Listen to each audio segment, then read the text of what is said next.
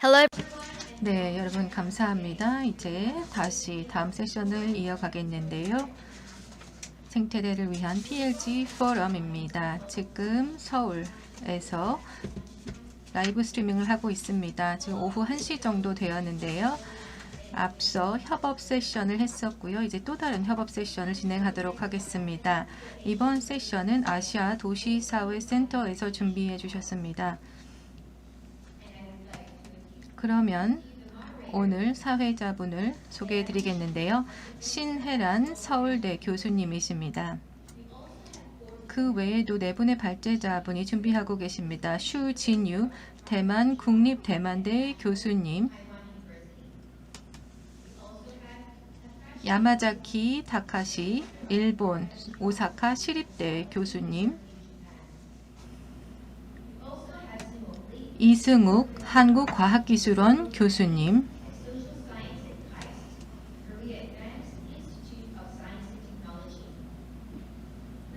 마지막으로 박배균 서울대 교수님께서 함께 하고 계십니다. 아시아 도시사회센터 센터장이십니다. 네, 여러분들 다들 준비가 되셨나요? 네, 준비됐습니다. 네, 그럼 이제 말씀 듣도록 하겠습니다. 네, 여러분 안녕하세요. 이번 세션에 참여하신 분들 감사합니다. 동아시아 접경 지역의 지속 가능하고 평화로운 개발에 대한 지역적 관점을 주제로 논의할 텐데요.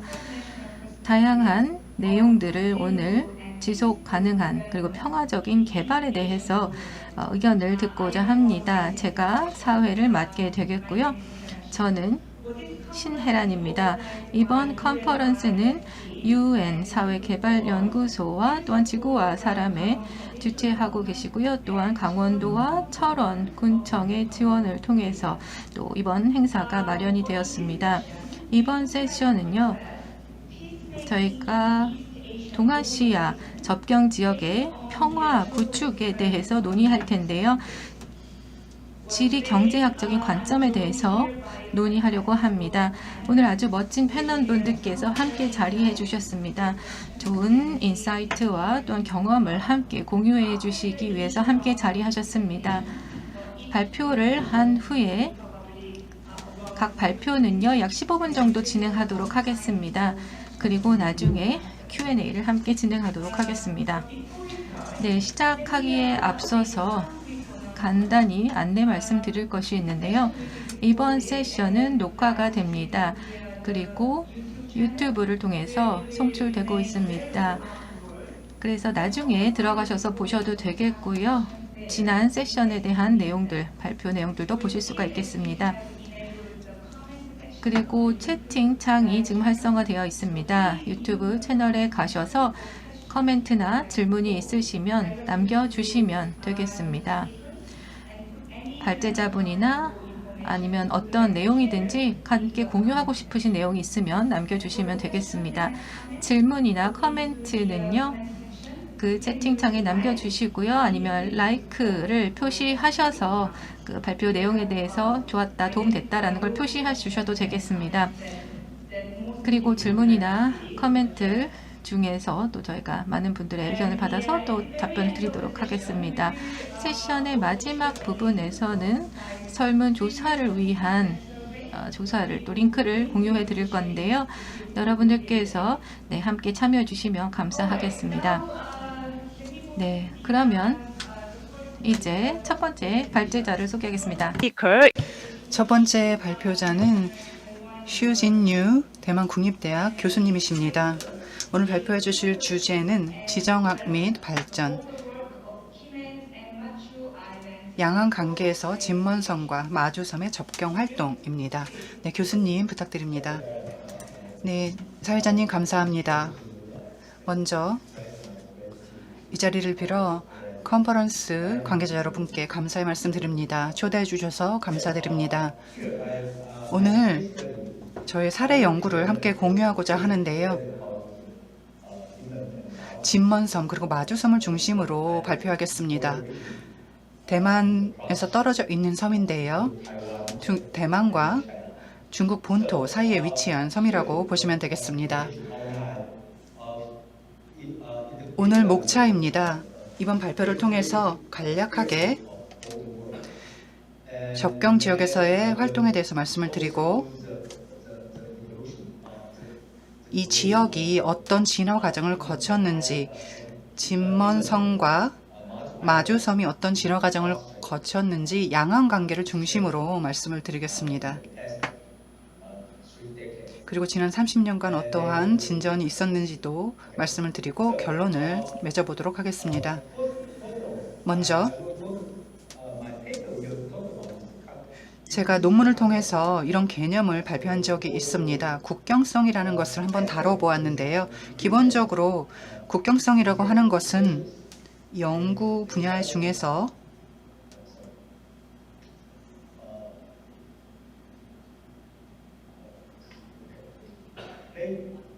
분야 중에서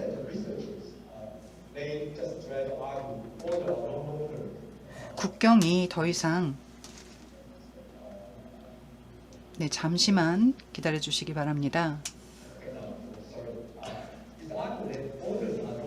국경이 더 이상 명확하게 규정된 국가 사이의 공간이 아니다라고 주장하는 그런 연구가 있었는데요. 이와 동시에 또 일각에서는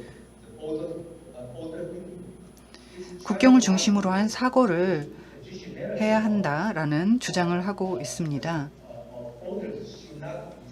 즉 국경이 어떤 국가의 행정의 대상이 돼서는 안 된다고 주장을 하는 것인데요. 이런 식으로 다양한 국경성을 둘러싼 주장들이 연구가들 사이에서 나오고 있습니다.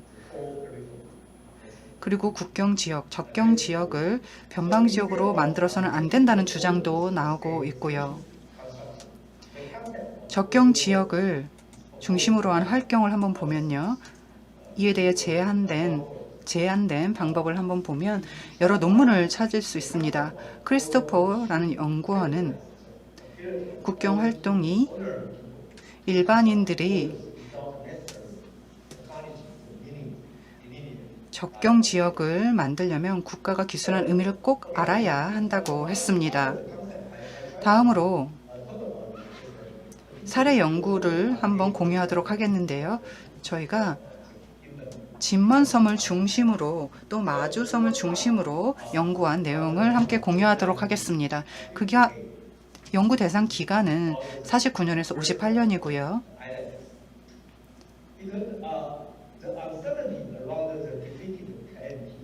국민당이 퇴각을 하면서 중국 본토에서 퇴각을 하면서 1945년에 불안감이 팽배했었습니다. 당시에 미국은 한편으로는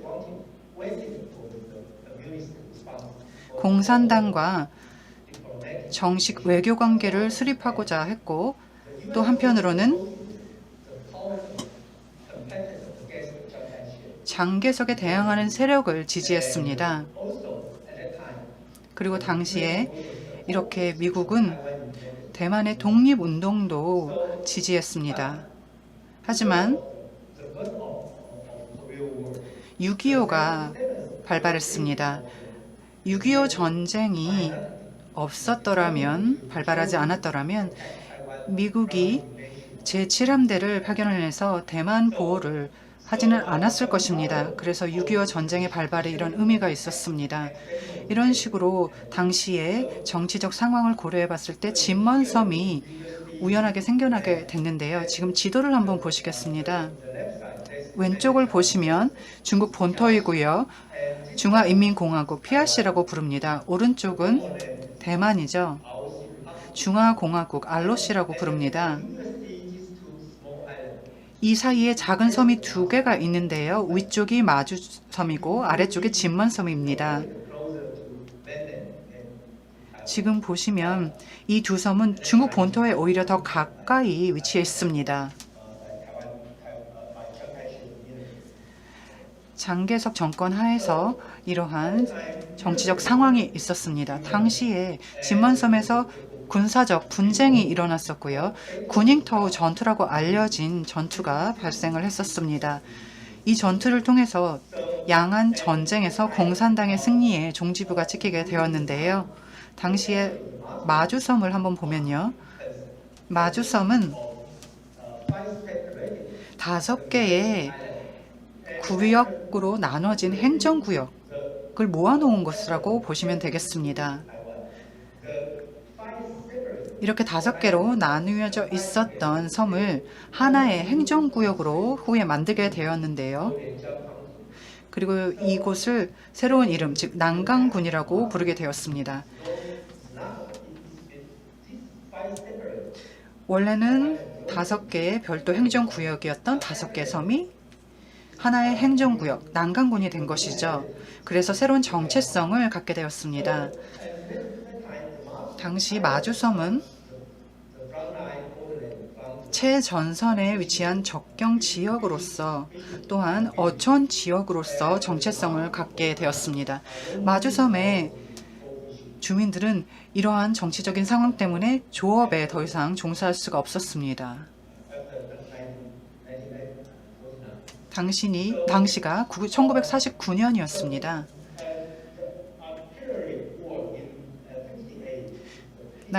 1958년이 전쟁이 최정점을 찍었던 시기였는데요. 양안 전쟁을 말씀드리는 것이고요. 1958년 이후에 이 섬은 군사화가 되었습니다. 이 점이 아주 주목할 만한데요. 군사화가 진행이 되면서 전시행정구역이 설치가 되었습니다. 이곳을 전시행정구역으로 지정을 하게 되었습니다.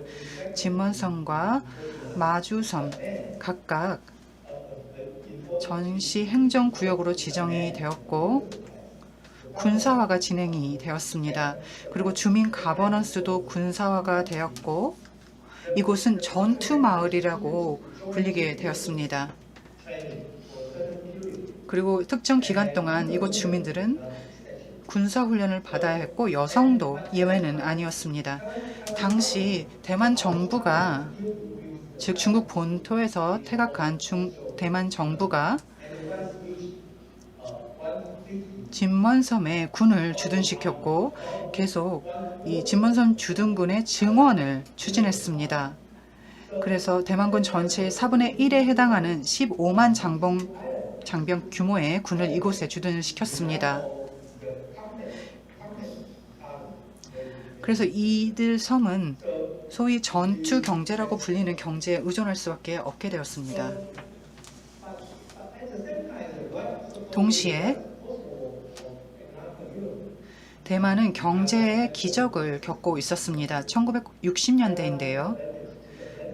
대만은 새로운 국제노동분업을 적극 활용해서 산업화를 일궈나갔습니다.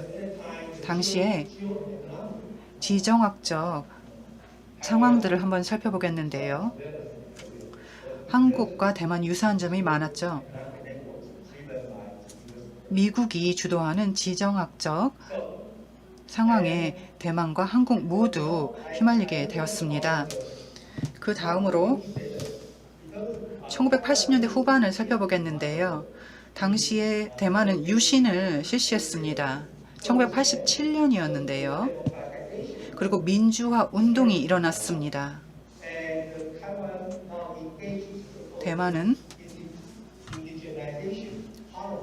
민주화와 토착화를 추진했습니다. 다시 말해서 운명의, 즉 지역사회의 운명과 정체성을 다시 한번 확립하고자 하는 운동이 일어났습니다. 당시 디덩회 총통이 새로운 대만의 정체성을 들고 나왔고 기존의 중국을 중심으로 한 정체성에서 탈피하고자 하는 움직임을 보였습니다. 당시 군이 비군사화되는 움직임이 있었고 진먼섬에서 그러한 움직임이 있었고 1980년대 초반부터 이러한 움직임이 목도되었습니다. 그 결과 주둔군의 수가 15만 명이었는데요. 15만 장벽이었는데 2000년 초에는 5분의 1로 거의 줄어들었습니다. 5만 명으로 줄어들었습니다. 그래서 진먼섬을 대만 정부에서는 관광지로 변모시키고자 했습니다. 그리고 정부에서는 이 젊은이들이 군사지역의 생활성을 한번 체험해 보도록 독려하고 이곳에 젊은이들을 보내기도 했는데요. 당시에는 특별 허가가 이제 더 이상 불필요해졌습니다. 그리고 양안 관계를 한번 살펴보면요. 좀 더 긴장이 완화된 것을 볼 수 있었습니다. 중국 본토도 경제 개방, 개혁을 실시하게 되었기 때문인데요. 중국 본토와 이 진먼섬 마주점 사이에 지역이 이 소삼통이라고 불리는 소규모 교역이 시작되게 되었습니다.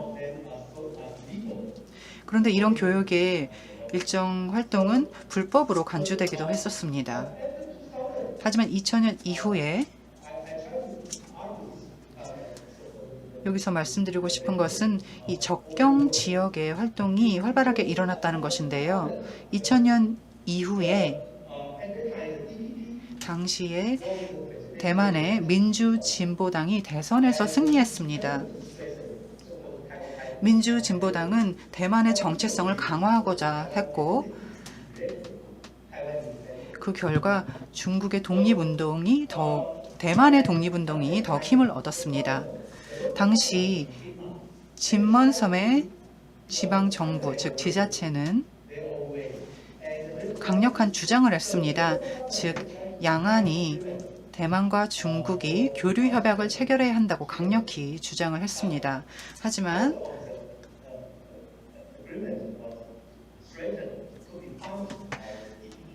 민주진보당은 이에 반대 의사를 밝혔습니다. 그리고 많은 사람들이 민주진보당이 이끄는 정권에서 이를 허락하지 않을 것이라고 했습니다. 하지만 중앙정부는 이런 협약에 꼭 반대한 것은 아닙니다. 그런데 원했던 것은 이런 협약이 체결되려면 국가 대 국가라는 관계를 기반으로 해야 한다는 것을 주장했습니다. 그 이후 진먼섬은 대만과 중국 사이의 교류를 허용하는 예외적인 지역이 되었습니다. 그래서 관광객들이 진먼섬을 이제 방문할 수 있게 되었고요.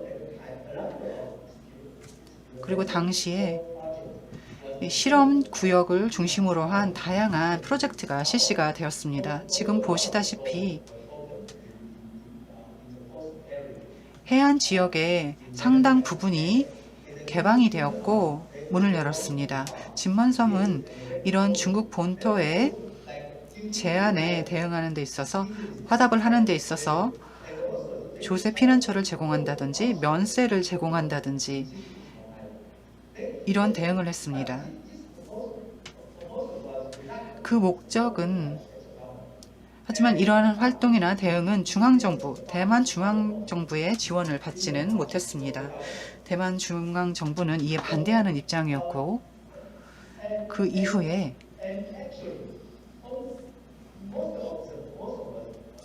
이런 프로젝트가 실시된 목적을 한번 살펴보면요. 성공 사례도 상당히 많았는데요.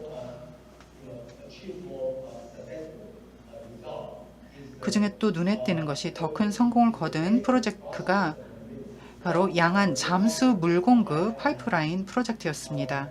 잠시 살펴보겠습니다. 지금 중국어로 작성해서 조금 죄송하지만 보시면 16km에 달하는 파이프라인을 설치하는 것이었습니다. 이것이 프로젝트의 주요 내용이었고요. 진먼과 중국 본토를 연결하는 파이프라인이 되겠고요. 진먼은 섬이기 때문에 물 부족에 시달리고 있었습니다. 그래서 항상 물을 수입할 수밖에 없었기 때문에 중국 본토에서 물을 구입할 수밖에 없었기 때문에 이 중앙정부, 대만 중앙정부에 이런 물 공급 파이프라인을 설치해야 된다고 강력히 주장을 해왔습니다. 그래서 2015년에 이것이 승인이 되었고 그 이후에 이런 인프라가 설치되기 시작했습니다. 완공된 시점은 2018년입니다. 하지만 당시 차이 행정부가 이를 받아들이기를 다소 꺼려했습니다. 왜냐하면 하나의 중국 정책에 반하는 내용이었기 때문입니다. 하지만 최종적으로 중국 본토와 진먼섬을 연결하는 파이프라인이 완공이 되면서 물 공급이 이루어졌습니다. 현지 주민들과 지자체가 강력히 주장했기 때문입니다. 그리고 이 물 공급은 진먼섬 주민들의 일상생활과 밀접한 관련이 있는 사업이었기 때문에 더 중요성이 있다고 할 수 있습니다. 결론을 말씀드리면 이런 접경 지역의 활동은 매우 중요합니다. 진먼섬에 또한 마주섬의 사례를 통해서도 알 수 있었는데요. 또 이곳 지방 정부는 접경 지역의 활동을 적극적으로 지원하고 있고 진먼섬과 마주섬 같은 경우에는 다양한 지정학적 상황들을 겪어온 지역으로서 더욱 접경 지역으로서의 의미가 있습니다. 네, 아주 흥미로운 주제를 발표해 주셨는데요. 접경 지역의 활동 개발에 있어서 아주 흥미로운 제안을 해주셨습니다. 자, 그러면 다음 연사로 넘어가겠습니다. 야마자키 다카시 오사카 시립대 교수님이신데요. 일본인의 관점에서 보는 동아시아 섬들 사이의 국경성과 영토성에 대해서 발표해 주시겠습니다. 네, 다카시 교수님. 네, 화면을 공유하겠습니다.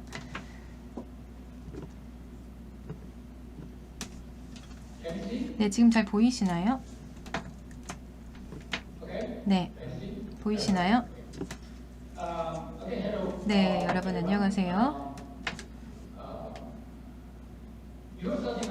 일단 발표를 시작하기 전에 UN 사회개발연구소와 또 한국의 주최 측에 감사의 말씀을 드리고 싶습니다. 이렇게 멋진 자리에서 함께 참여해서 발표할 수 있어서 기쁩니다.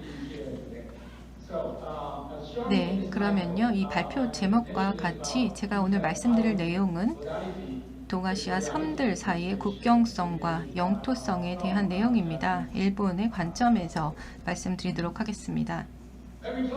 일단 먼저 국경에 대해서 설명을 드리면요. 우리는 보통 이 국경이라는 것을 어떤 영토를 구분하는 기준으로 생각합니다. 우리가 영토를 구획하는 것이 바로 인간의 영토성이라고 불리게 되는데요. 인간의 영토성이라는 것은 다음과 같이 정의될 수가 있습니다. 지리적 영역에 대한 지배권을 구분하고 또 개인이나 집단이 지리적 영역에 대한 통제를 제한하고 주장함으로써 사람과 현상, 관계에 영향을 미치거나 통제하려는 시도라고 되어 있습니다. 이 영토성이라는 것은요. 국경을 통해서 더 보완이 될 수가 있는데요. 바로 이 영토를 통제하는 것과 관련된 그런 커뮤니케이션의 방법이 되기도 합니다. 이 영토성은 특히 이념적인 영향을 주기도 했는데요. 영토 내에 존재하는 어떤 가치관과 세계관을 재생산하는 역할을 했습니다. 근대 국가의 영토성이라는 것은 배타적인 통치권으로서 이 통치권과 긴밀한 관계가 있다라고 볼 수가 있습니다. 그리고 통치권을 행사하는 근간으로 인식이 되고 있습니다.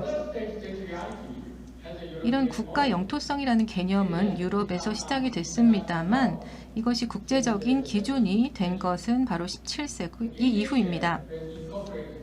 그래서 동아시아는 식민지화를 통해서 그리고 서구 열강의 탈식민지화를 통해서 이러한 국가 간 체제에 통합되었습니다.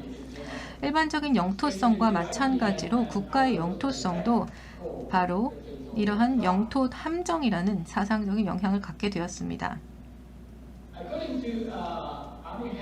아미헷과 스타르지 그리고 지라트라는 연구자에 따르면요. 이 국경성이라는 것은 사회 공간적 구분 또는 영토 경계에 대한 통치성의 기술이라고 할 수가 있겠습니다. 공간의 영토성을 비유로 말하는 사람들은 이런 경계성이 기능적이고 또한 상징적인 관점에서는 이 주어진 공간 내에서 경계를 만드는 것과 관련이 있다고 주장을 했습니다. 그러니까 이러한 영토성이라는 것이 국경 통제를 통해서 행사된다는 것을 고려하면 국경성은 영토성에 대한 비유를 넘어서는 무언가가 필요하다고 볼 수가 있겠습니다. 따라서 우리가 국경성과 영토성 사이에 이론적 그리고 경험적 상호 관계를 탐구해야 할 필요가 있습니다. 네.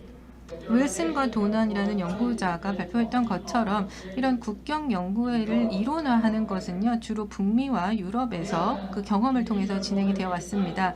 개별적인 국경에 대한 사례 연구는 지금 이론화가 부족한 상황입니다. 기존의 이론적인 주장들을 보면요, 이것을 맥락에서 살펴봐야 할 필요가 있습니다. 그리고 단순히 각각 다른 컨텍스트 안에서 반복하는 것이 아닌 이것을 재구성할 필요가 있습니다. 따라서 경험적 그리고 이론적인 차원에서 우리가 지역적 그리고 초국가적인 그런 관점을 통해서 이 동아시아에서 국경이 어떻게 작동하고 있는지를 살펴볼 필요가 있습니다. 네, 먼저 유럽이나 북미와는 달리 지금 저희 동아시아의 연안과 군도 지역 같은 경우는 아주 중요한 역할을 해왔습니다. 국제 관계라든가 주민들의 일상 생활에 큰 영향을 끼쳐왔는데요. 이러한 지리학적인 환경을 우리가 고려해야만 바로 동아시아의 영토성과 국경성을 정확히 이해할 수 있습니다. 네, 그러면요, 이번 장부터는요, 두 개의 그 섬에 대해서 설명을 드리겠습니다. 오키나와 섬과 이시가키 섬입니다. 이쪽에 있습니다. 류쿠 열도에 위치하고 있습니다. 일단 지정학적인 컨텍스트가 바로 각 지역에 영향을 미치게 되는데요. 이 동중국해 지역에도 마찬가지입니다. 제가 세 가지 서로 연관된 컨텍스트를 말씀드리겠습니다. 먼저 첫 번째는 냉전의 잔재 또는 생존에 대한 문제가 되겠고요. 두 번째는 지금 오키나와 섬에서 미군의 주두가 지속되고 있다는 것입니다. 그리고 마지막은 소위 중국의 부상이라는 부분입니다. 이러한 지정학적인 컨텍스트는 일본 정부가 중국의 군사력 증강에 대해서 어떤 관점을 가지고 있는지를 잘 보여줍니다. 동중국해 같은 경우는 지금 일본의 국방부에서 이렇게 표현을 하고 있습니다. 중국이 지금 동중국해에서 현재 상황을 바꾸려고 하고 있으며 또 군사활동을 빠르게 확장 그리고 증가시키고 있다 라고 표현을 하고 있습니다. 그리고 태평양과 관련해서는 중국이 적극적으로 태평양으로 진출하고 있다라는 표현들이 발견되고 있습니다.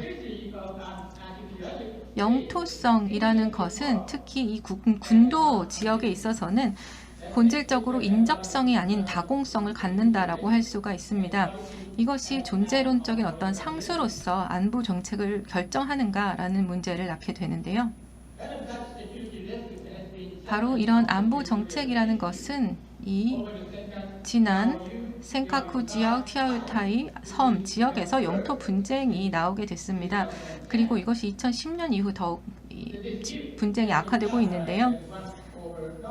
이것은 이 유용한 해상 지역에서 지금 이 특정 군도들을 사용하지 못하는 그런 상황들이 나오고 있습니다. 특히 이이지로 이렇게 구획이 되는 것을 보실 수가 있는데요. 이 슬라이드에서 보시는 것처럼 여기가 갈등이 존재하는 또 중복되는 그런 지역이라고 하겠습니다.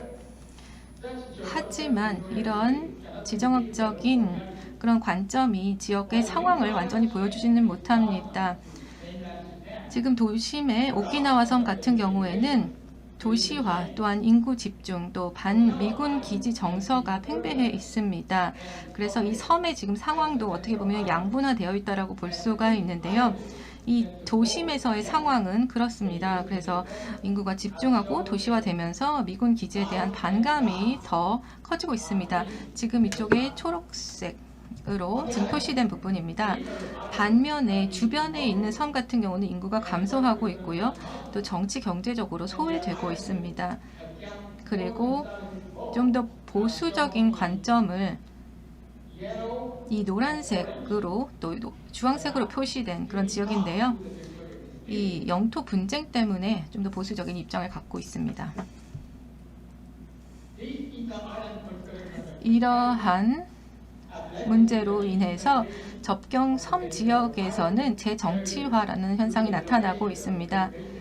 미군 기지를 이전한다라든가 아니면 새로운 일본의 군사 기지를 설치하고 있는데요. 이런 것들은 정치적인 선택이라고 할 수가 있습니다. 섬 주민들의 선택이고요. 바로 이 주변 지역이 개발되기를 바라는 그런 생각 때문입니다. 그리고 또 중국이 공격할 수 있다는 가능성에도 불구하고 이런 움직이들이 일어나고 있습니다. 그렇다면 어떻게 제가 말씀드렸던 이런 영토에 대한 관점을 가지고 새로운 평화, 갈등이 아닌 평화의 패러다임을 이 지역에서 만들어낼 수 있을까요? 제가 제언하고 싶은 것은요, 새로운 존재론적, 인식론적인 어프로치입니다. 바로 다방향성이라는 개념입니다.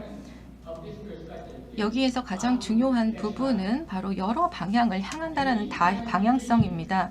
이 동중국 회의에서 보면요, 여러 인접 국가가 함께 위치하고 있습니다. 코로나 이전에는 이런 지리적 위치라는 것으로 인해서 오키나와와 사키시마 섬에 대만과 또한 중국에서 크루즈선 여행객들 그리고 일본의 국내 항공객들이 함께 오고 가는 그런 교차점의 역할을 했었습니다. 두 번째 요소라고 한다면 지리 역사적 경계선이라고 할 수가 있습니다. 이 지역은 계속 변화하는 성격을 갖고 있고요. 그리고 식민지적 아니면 후기 식민지적인 유무를 갖고 있는 지역이라고 할 수가 있겠습니다. 이런 면에서 섬 주민들의 정체성은 완전히 영토화되거나 국내화되지 않고 있습니다. 이것이 바로 그 경계성이 의미하는 것인데요. 이 지역도 예외는 아닙니다.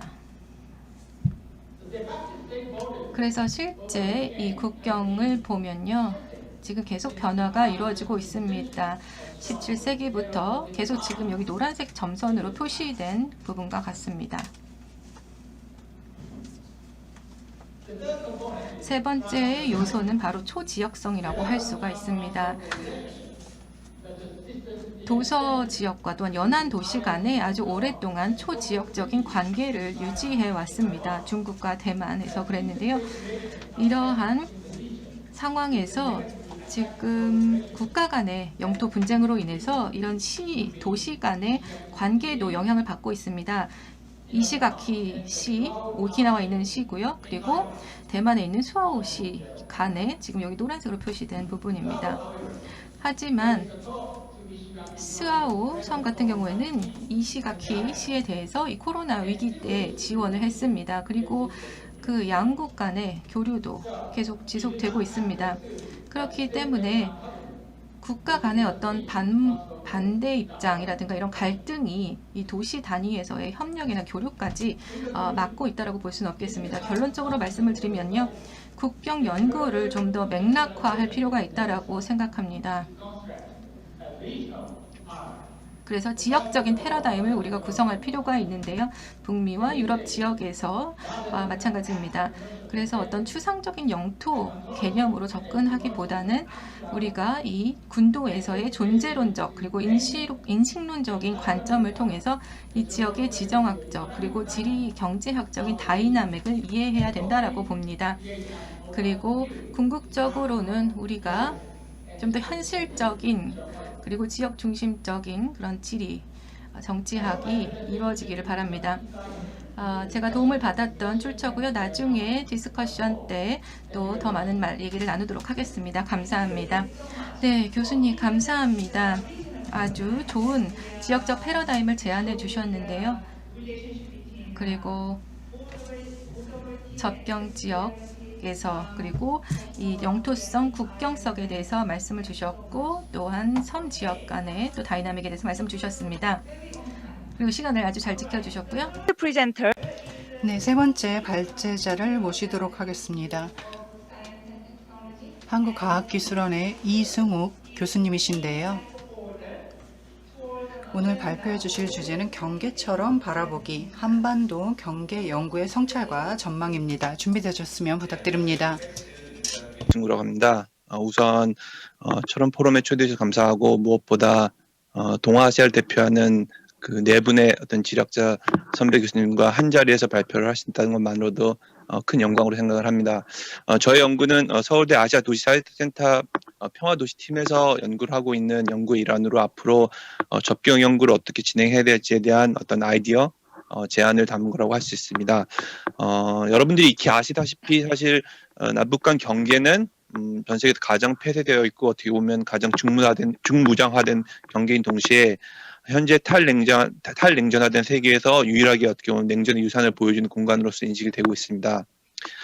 또한 접경 지역 또한 왼편의 그림처럼 이제 북한의 어떻게 보면 포의 사정거리에 위치해 있기 때문에 어떤 지역적 안보성으로 취약하고 그렇기 때문에 이런 공간을 보호하기 위해서 오른편의 그림처럼 미군 군사기지들이 밀집된 공간으로서 이렇게 안보적으로 취약한 동시에 군사화된 공간으로서 존재해왔습니다. 물론 최근에는 오른편 아래 그림과 같이 미군의 어떤 전략적 유연성 강화에 따라서 평택과 대구로 어쨌든 공간적으로 미군 주한미군이 전력이 재편된 상황입니다. 사실 이런 어떻게 보면은 지역적인 취약성, 안보의 취약성이 어떤 지역의 어떤 정책 분위기에 영향을 미쳐서 상당히 이 지역들은 접경 지역은 전통적으로 어떻게 보면 한국에서 안보 벨트로 연결져 왔습니다. 실제로 그래서 일단은 보수 야당에서도 어쨌든 실제로 안보적인 측면에 집중해서 이 지역에서 어쨌든 정치적으로 어쨌든 우위를 가져왔었습니다. 하지만 사실은 이 지역 같은 경우에 또 이런 군부대 밀집이라든지 어떤 접경 지역의 특성상 군사시설 보호구역으로 상당 부분이 어떤 보호되어 있었고 2018년 현재 경기와 강원 지역의 어떤 접경 지역의 30% 이상이 군사시설 보호구역으로 지정된 형편입니다. 이에 따라서 상당히 어떻게 보면 지역 발전에도 어떤 질곡과 왜곡이 나타나고 있는데요. 대표적인 어떻게 보면 이런 경관의 예로서 지금과 같은 용치라고 불릴 수 있는데 어떻게 보면 영어로 탱크 배리어라고 합니다. 이 탱크의 진출을 막기 위한 여러 가지 이런 시설들이 이제 이건 파주시인데요. 파주시 곳곳에 설치되어 있습니다. 사실은 오래된 건 이제 한국 전쟁 시기부터 거슬러 올라갈 수 있을 정도로 사실은 이것이 어떤 도시 곳곳에 위치하다 보니까 도시의 어떤 정상적인 어떤 공간 구조의 발전을 왜곡하게 되고 어떤 지역 발전을 왜곡하는 결과로 낳고 있습니다. 그 결과 이제 지역 내에서는 접경 지역 내에서는 어떤 끊임없이 어떻게 보면 이런 어떻게 보면 어떤 저발전 지역에 대한 어떤 불만이라든지 어떤 군사 보호 구역을 풀어달라는 요청들이 계속적으로 진행되어 왔습니다. 이에 따라서 2011년에 정부에서는 어떤 접경 지역 지원 특별법을 발표하게 됩니다. 그러니까 이 법에 따르면은 목적을 다음과 같이 설명을 하고 있습니다. 즉 분단으로 인해서 저개발된 접경 지역의 어떤 지속 가능한 발전을 위해서 새로운 성장 도력을 창출하고 복지를 증진시키고 그리고 국가 발전, 경제력까지 강화를 위한 목적으로서 이 법을 제정한다라고 소개를 하고 있습니다. 그리고 구체적으로 그럼 어디가 접경 지역이냐라고 했을 때 다음에 기준을 제시합니다. 기본적으로는 DMZ와 인접한 시군들을 제시하고 있고요. 그와 함께 민간인 통제선으로부터 일정 거리에 있거나 여러 가지 지적 요건에 따라서 대통령에 따라서 시군들을 포함해서 지정을 하고 있습니다. 이러한 어떤 정의에 따라서 현재 남북과 접경 지역은 아래 그림과 같이 연두색 지역과 노란색 지역 이 지역들을 일반적으로 접경 지역으로 칭하고 있습니다.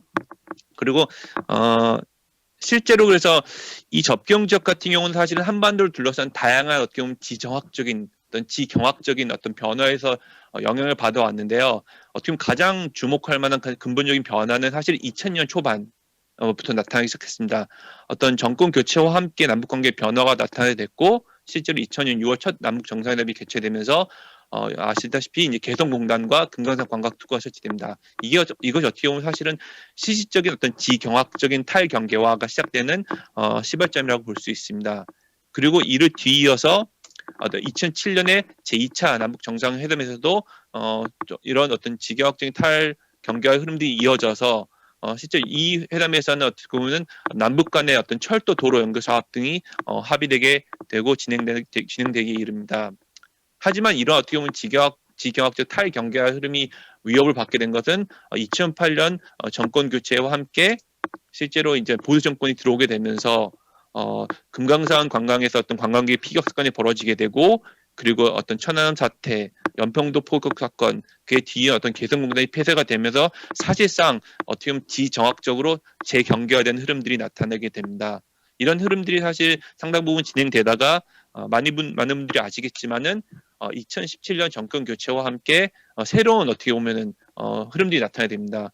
세 차례 남북 정상회담을 하게 됐고 이에 따라서 어떻게 보면 지경학적인 탈경계화가 다시금 부활하는 게 아니겠냐는 논의들이 이어지고 있습니다. 대표적인 예로서 어떤 2018년 판문점 회담의 결과로 다음과 같이 기존에 합의했었던 남북 간의 철도 도로 연결 사업을 다시 재개하자라는 움직임이 나타나기 시작합니다. 단지 근데 이런 2018년 이후의 변화들이 어떤 지경학적인 측면에서만 의미가 있는 것이 아니라 지정학적인 측면에서도 새로운 변화를 보고 있습니다. 대표적인 예로서 9.19 남북 군사조치 합의로 인해서 실제로 접경 지역에 대한 어떤 새로운 어떤 조닝, 구역화가 이루어지고 있습니다. 접경 지역에서의 어떤 군사적인 적대 행위를 중단하기로 합의했고 이 지역을 평화지대화하기로 하면서 사실은 기존의 어떻게 보면 남북 간의 관계들이 지경학적인 측면에 머물러 있었다면은 2018년도 이후에는 지정학적으로도 새로운 어떻게 보면 변화를 만들어 나가고 있는 형편이라고 할 수 있습니다. 물론 이런 흐름들이 사실은 돌이켜 보면은 가장 주요한 어떻게 보면은 접경 지역을 바라보는 시선이 전반적인 흐름에서는 지정학적인 어떻게 보면 최전선에서 새로운 어떻게 보면 지경학적인 허브로서의 변화 과정이 있지 않냐라고 볼 수 있을 것 같습니다. 주요한 흐름 중에 하나는 앞서 살펴본 2011년에 접경지역 특별법과 함께 당시 정부에서는 접경지역 발전 종합 계획을 발표하게 됩니다. 이 발전 종합 계획에 따르면은 접경 지역을 소위 말하는 생태의 평화 벨트로 육성하려는 어떤 계획을 세우게 됩니다. 하지만 이 계획은 당시 어떻게 보면 보수 정권이었던 이명박 정부에 의해서 나타난 계획으로서 여러 가지 한계를 지니고 있습니다. 여러분이 보실 수 있듯이 실제로 왼편의 지도를 보시면 여전히 사실은 접경 지역을 남북 경제 교류의 공간으로서 상정하지만은 실질적으로는 여전히 어떻게 보면 군사적인 최전선으로서 고려되고 있었고요. 그리고 이러한 어떤 비전들이 사실은 실질적인 어떤 남북 교류라든지 협력에 의해서 뒷받침되고 있지 않았고 단지 경제적 측면에서도 경계는 여전히 사실상 어떻게 보면은 평화 벨트로서만 이해되는 생태 평화 관광 벨트로서만 이해되는 어떤 그런 한계들이 존재를 했었습니다. 그러니까 이런 당시 2011년의 접근과는 비교를 할 때 2018년 이후의 변화들은 좀 더 새로운 변화들을 나타내고 있습니다. 예를 들어서 2019년에 접경 지역 종합 발전 계획을 변경을 해서 사실은 2030년까지 거의 160억 달러 들여서 이 지역을 발전시키려는 여러 가지 계획들이 나타나게 됩니다. 대표적으로 남북 교류 협력 기반 조성을 하거나 생태 평화 관광을 활성화하고 또한 SOC를 확충하고 균형 발전 기반을 구축하는 등의 전략들을 내세우게 됩니다. 또한 이러한 어떻게 보면 여러 가지 발전의 어떤 계획과 함께 이 지역의 군사시설 보호구역을 해제하면서 사실상 대부분의 어떻게 보면 경기 강원 접경 지역의 군사시설 보호구역이 해제되면서 어떤 새로운 변화의 조짐들이 보이기 시작한다고 할 수 있습니다. 특히 이러한 어떤 변화 흐름은 새로운 어떤 지경학적인 상상력과 맞닿아 있다고 볼 수 있습니다. 아마 많은 분들이 아시겠지만은 지난 남북 정상회담에서 문재인 대통령이 김정은 위원장에 건넸던 USB 드라이브에 들어있었던 것은 소위 말하는 H축 벨트 아니면 한반도 신경제 지도라는 우측에 있는 그림이었습니다. 사실 이제 좌측에 있는 그림과 비교해 보신다면은 좌측은 이제 2011년도의 어떤 그림이고 우측은 2018년 이후에 제출된 그림입니다. 좌측이 주로 어떻게 보면 사실 반국 남측에만 국한된 어떻게 보면은 비전을 보이고 있다면 사실은 우측은 어떻게 보면 한반도를 그리고 한반도를 넘어선 어떤 비전과 맞닿아 있다고 볼 수 있습니다. 실제로 이 비전은 어떻게 보면은 각 동축, 서축 그리고 접경축으로 나누어서 각각의 어떻게 보면 벨트에 특화된 역할을 부여하고 있고 그리고 아래 문재인 대통령의 연설에서 볼 수 있듯이 단지 한반도에만 머무는 것이 아니라 사실은 이제 유라시아 대륙과 연결시키는 어떻게 보면 새로운 어떤 지경학적인 어떻게 보면 비전과도 맞닿아 있다고 할 수 있습니다. 사실 이런 어떤 지경학적 비전이 새로운 것은 아닙니다. 많은 분들이 아시겠지만은 전임 대통령이었던 박근혜 대통령도 사실은 소위 말하는 유라시아 이니시티브를 통해서 유사한 어떻게 보면은 비전을 제시합니다. 하지만 이런 비전이 어떤 실질적인 남북 어떤 교류라든지 협력 정책에 뒷받침되지 못했다면은 사실은 최근에 들어서 흐름들은 어떻게 보면 상당히 실질적인 정책들과 맞닿아 있는 부분들이 있습니다. 예를 들어서 문재인 대통령이 소위 말하는 통일 경제 특구라는 계획에 대해서 제안을 하게 됩니다. 이를 통해서 실제로 이 지역들의 새로운 발전의 계기가 되고 그리고 한반도의 한국의 남측에 있는 중소기업들에게도 새로운 기회가 될 것이라고 주장을 하였습니다. 이런 아이디어들이 사실은 새로운 것은 아닌 게 이미 접경 지역의 정치인들은 특구라는 아이디어를 어떤 접경 지역의 발전을 위해서 끊임없이 제안해오고 왔습니다. 우측을 보시면은 실제로 이제 어떤 물류라든지 교통의 중심지로서 접경 지역을 발전시켜야 되고 이를 위해서 경제 특구를 제안을 하게 됩니다. 그래서 대표적으로 이제 파주의 국회의원인 박정희 의원 같은 경우는 어떻게 보면 그동안 어떻게 보면 경시되어 왔던 접경 지역의 잠재력이 남북 관계의 변화와 함께 다시금 새롭게 샘솟고 있다라는 얘기를 하고 있습니다. 그리고 뭐 이 기사는 한글 기사가 좀 죄송한데 실제로 접경 지역이 앞으로 한반도 통일 경제의 핵심이 될 것이다. 또는 이를 위해서 어떤 규제 완화, 지역 균형을 해야 된다라는 어떤 접경 지역의 시장이라든지 군수 같은 어떤 정치인들의 어떤 그런 움직임들 또한 만들어지고 있고요. 또한 뭐 도시 브랜딩과 연결되어서 예를 들어서 한반도의 심장 김포라든지 통일을 준비하는 파주라든지 아니면 뭐 랜드 오브 퓨처 실제 철원 같은 경우도 여기서 봤듯이 이제 통일 미래를 위한 어떻게 보면 통일 구역으로서 자신들이 어떻게 보면 브랜딩을 하는 브랜딩 전략과도 연계된 모습을 보이고 있습니다. 근데 이런 어떻게 보면 대부분이 어떻게 보면 지금의 모습들이 사실은 어떤 지경학적인 희망, 지경학적인 욕망과 맞닿아 있는데 뭐 그런 흐름들만 사실 있는 건 아닙니다. 여전히 사실 어떤 지정학적인 어떻게 보면 비전도 남아 있는데 대표적으로 이제 서울대학교 환경대학교 교수인 전상희 교수는 DMZ를 다음과 같이 얘기합니다. 이게 작년에 이제 조선일보에 실린 글인데요. DMZ는 근대와 중세를 나누고 그리고 개화와 그리고 야만을 분별하는 어떻게 보면 문명사적 경계로서 인식할 필요가 있다. 그리고 자유의 방파제를 보아야 된다. 뭐 이런 어떻게 보면은 상당히 어떻게 보면 오리엔탈리스틱한 비전도 보여주고 있습니다. 그리고 또한 유사하게 미국 트럼프 대통령이 남한을 방문했을 때 국회에서 다음과 같은 연설을 하게 됩니다. 실제로 이 DMZ는 평화와 전쟁 그리고 법과 압제, 희망과 절망을 나누는 문명선이다. 실제 이런 어떻게 보면은 비전도 같이 작동을 하고 있는데요.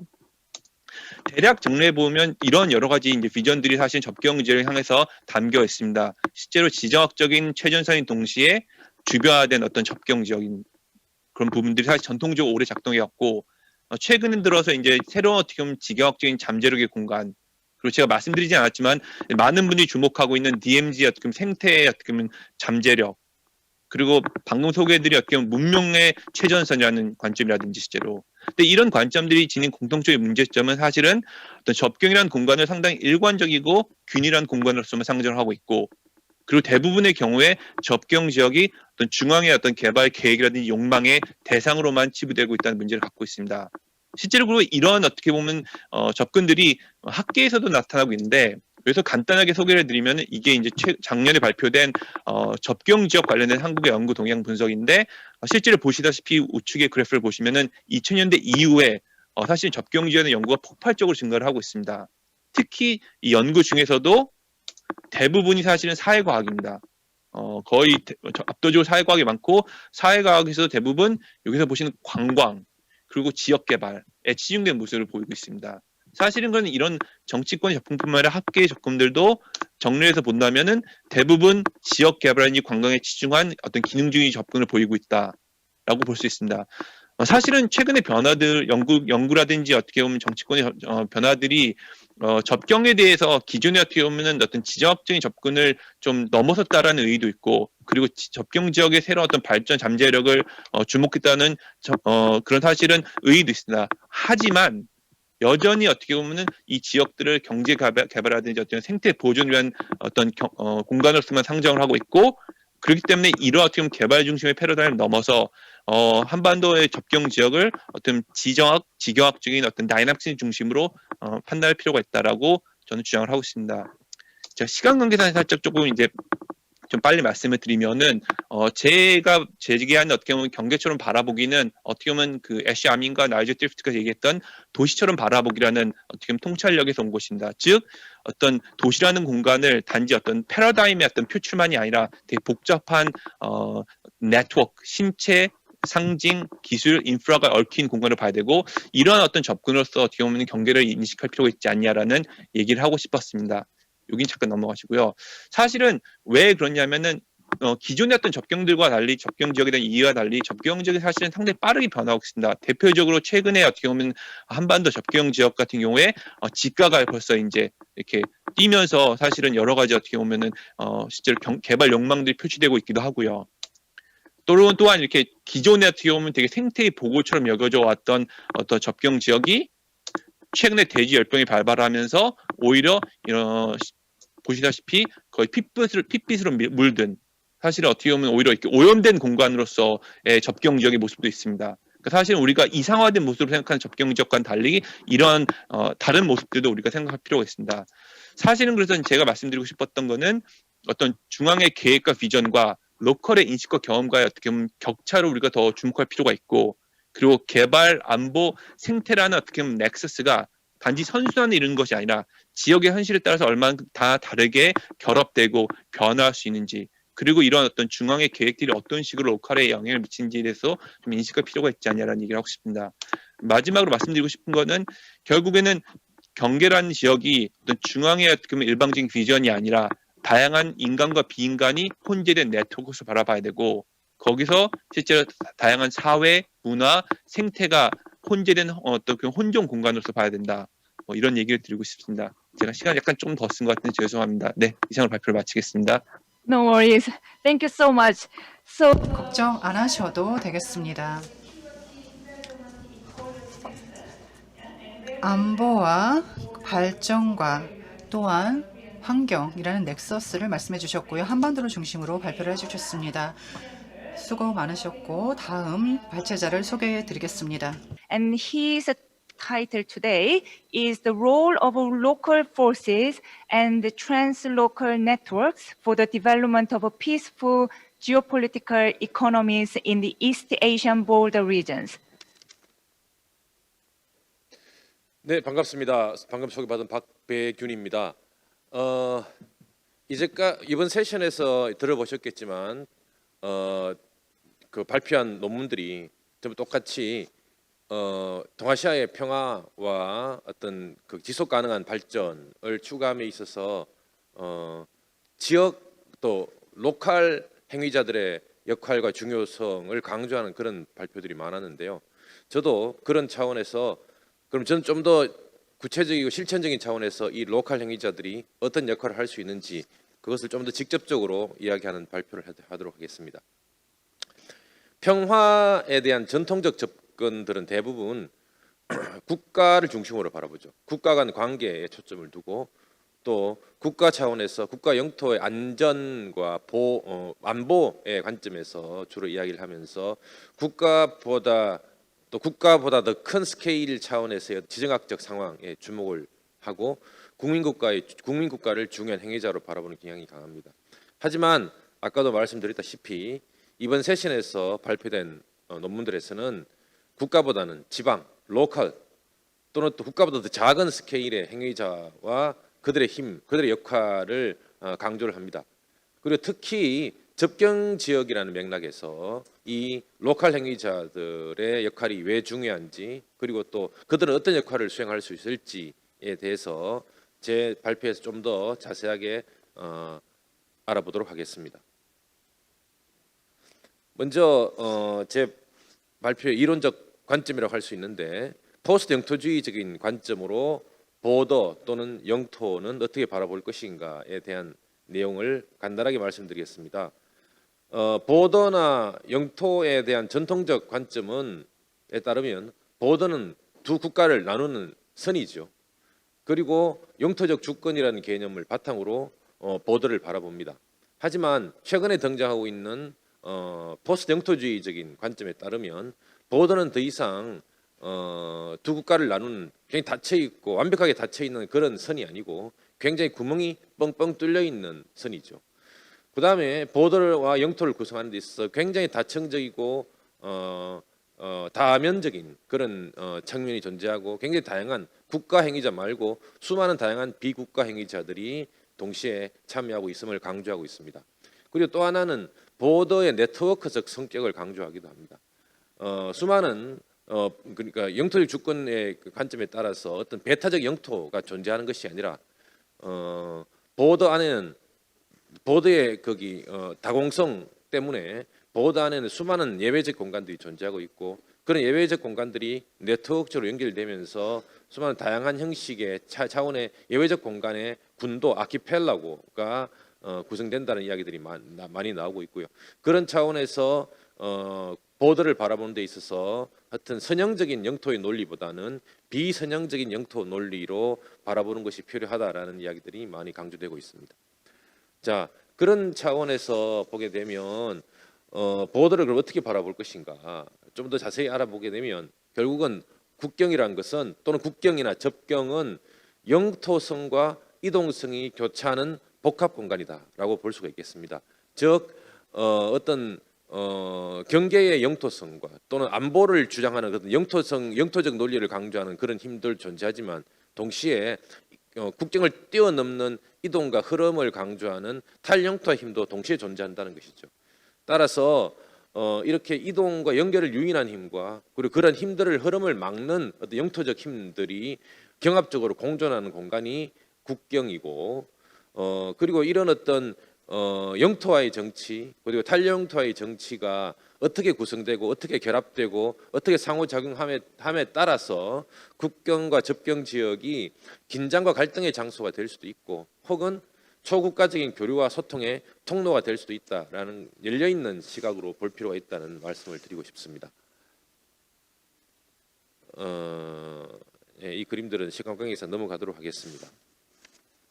이 다이어그램은 보더에 대한 전통적 관점과 보수 영토주의 관점을 잘 보여주는 것인데요. 왼쪽의 그림은 전통적인 관점을 보여주는 것이죠. 보더가 굉장히 견고한 보더가 있고 안과 밖이 굉장히 정확하게 나누어집니다. 반면에 오른쪽에 있는 그림들을 보면 경계선이 있긴 하지만 그 구멍이 뻥뻥 뚫려 있고 경계선 안쪽에 있는 수많은 세력과 행위자들과 경계선 바깥쪽에 있는 세력과 행위자들은 지속적으로 상호작용을 하면서 이 보더를 뛰어넘고 그러면서 새로운 보더를 계속 만들어 나가고 있는 것입니다. 이 두 그림을 통해서 대비해 보면 포스트 영토주의적 관점이 어떤 것인지 잘 이해할 수 있을 거라고 생각합니다. 자, 이런 관점을 바탕으로 저는 이제 특히 동아시아의 극접경 지역에서 로컬 행위자들의 역할을 좀 설명을 말씀드리고 싶은데요. 특히 아까도 이미 나왔지만 아까 거기 대만의 시진리 교수님께서 발표하실 때 이미 언급을 했지만 대만의 긴먼 섬과 그다음에 한국의 서해오도를 간략하게 비교를 함을 통해서 로컬 행위자들이 어떤 역할을 하는지를 간단히 말씀드리도록 하겠습니다. 먼저 긴먼의 사례인데요. 아까 시진리 교수님도 말씀하시다시피 긴먼은 사실은 지도에서 보다시피 대만 본토보다는 중국에 훨씬 가까운 섬이죠. 중국 본토와는 8km, 대만 본섬과는 거의 200km 정도 떨어져 있습니다. 그런데 지금 대만의 영토이죠. 왜 이런 과정을 겪었을까? 아까 거기 시진리 교수님께서 이미 발표에서 말씀하셨지만 그 역사를 간단하게 살펴보면 국共내전에서 국민당이 패퇴하면서 대만으로 패퇴하는 과정에 진먼섬을 통과해서 간 거죠. 그런데 우연히 진먼섬 1949년 10월 달에 진먼섬 고령도에서 국민당군과 공산당군의 전투가 있었는데 거기서 국민당군이 농담입니다. 실수로 이겨버린 거죠. 그러면서 공산당군이 더 이상 진격하지 못하고 중국 본토로 물러나게 됐고 그 이후에 바로 직후에 한국전쟁이 발발하면서 거기가 그냥 대만의 경계선이 되어버린 겁니다. 그런데 사실은 1949년 이전만 하더라도 진먼섬은 중국 본토, 특히 후지엔 성과 긴밀하게 연계를 맺으면서 하나의 생활권에 속해 있었고 특히 중국 남부의 남부로 중심으로 형성되어 있던 거대한 해상 무역의 중요한 통로였습니다. 그래서 해상 무역을 통해서 많은 경제적 이득을 올리고 있던 그런 곳이었죠. 하지만 아까 말씀드린 1949년의 우발적 사건을 계기로 진먼섬은 대만의 영토가 되고 그리고 진먼섬과 바로 맞은편에 있는 중국의 샤먼 사이에 국경이 형성되게 됩니다. 그걸 통해서 그 이전에 진먼섬이 의존하고 있던 크롬의 경제로부터 진먼섬 완전히 단절되게 되고 굉장히 많은 경제적 어려움을 겪게 되고 또 단순한 경제적 어려움뿐만 아니라 이 시기 동안 엄청난 군사적 긴장과 갈등이 집중된 그런 공간으로 변모하게 됩니다. 1950년대 말부터 20년 동안 중국으로부터 포격전이 벌어졌고요. 뭐 이런 식의 굉장히 전쟁의 긴장이 고조된 그런 장소였습니다. 그래서 그 전섬이 거기 요새화되고 뭐 그리고 군사 정부가 지배하고 그런 곳이었습니다. 하지만 이 섬에도 변화가 오기 시작합니다. 특히 1979년 이후에 다양한 탈영토의 힘들이 작동하게 되는데 중요한 계기가 됐던 것은 미국과 중국의 외교적 거기 국교 정상화죠.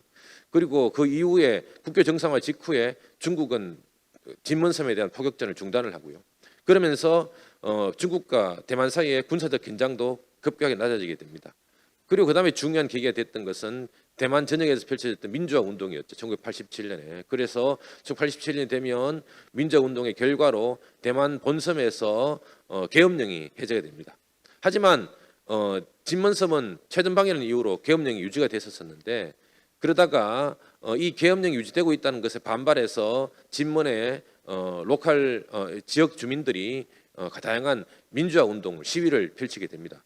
그리고 그 결과로 1992년이 되면 진먼섬에서도 계엄령이 해제가 되고 그다음에 본격적으로 진먼섬의 탈군사화가 시작이 됩니다.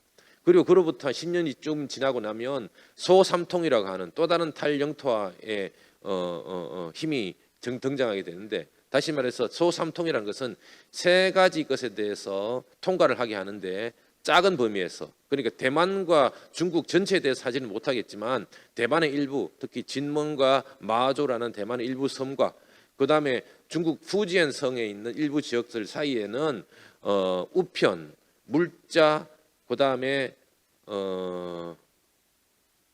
하나 더 있는데 잊어버렸습니다. 하여튼 세 가지의 자유로운 통과를 허용하도록 하자라고 하는 것이 소삼통이고요. Little Three Links 이게 2001년에 시작되면서 진먼섬은 본격적으로 탈영토화의 기로에 들어서게 됩니다. 자, 이런 뭐 역사적 과정을 겪었고요. 그런데 이것과 가장 대조되는 이제